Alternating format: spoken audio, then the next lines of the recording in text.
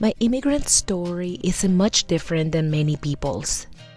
I left my country seeking opportunity in America, though my family tried to convince me not to leave by trying to marry me off to the rich owner of the local tiendita. I was determined. Thankfully, I didn't have to endure the difficulties many of my countrymen did on their way to the United States. But it still wasn't a pleasant journey. Hijo de la chingada. My abuela's parting words convinced me to leave home. El que no arriesga, no gana, chingado.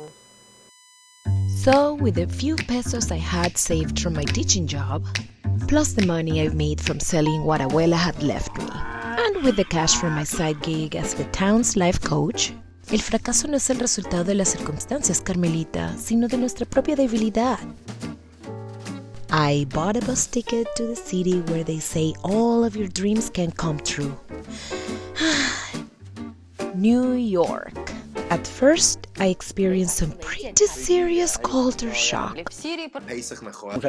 And my living conditions when I first got here took some getting used to. As did my first winter, which I found both magical and lonely. I found comfort in food.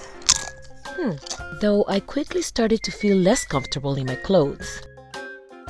Since money was tight, I watched free trending videos to learn the basics of the English language.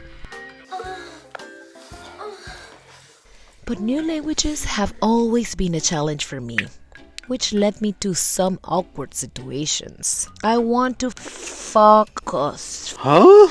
I want to focus. Fuck us. So I wound up taking English classes where I made some new friends. How are you today? Very good. How are you?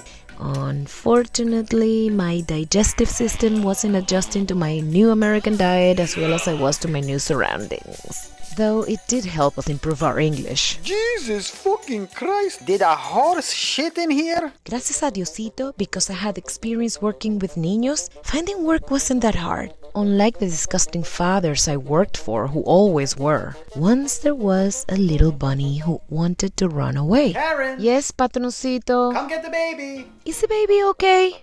Ay, Dios mío. Cabrón. Come on, Karen! Not that some of the mothers were any better. How dare you seduce my husband, bitch? Luckily, I had other skills I was able to rely on. No contaban con mi astucia. Since my degree in education was pretty much worthless here, and since I always had a knack for marketing, I decided to go back to school to study public relations. It was in a communications class that I met Kathy, and though she was my instructor, we quickly became friends. We've been there for each other through good times and bad. And though I know she's disappointed that we'll never be more than just friends, she's helped me make some tough decisions and has always been very protective of me, whether I needed her to be Immigrants go home! Immigrants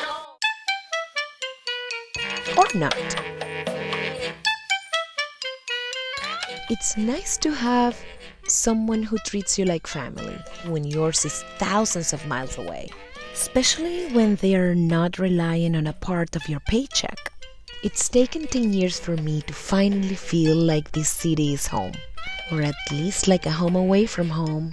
Looking back, I have no regrets about leaving my country in search of opportunity, and I know my abuelita would have been proud of how things turned out for me, except for the fact that I haven't met el hombre de mis sueños like she had, and she always wanted for me.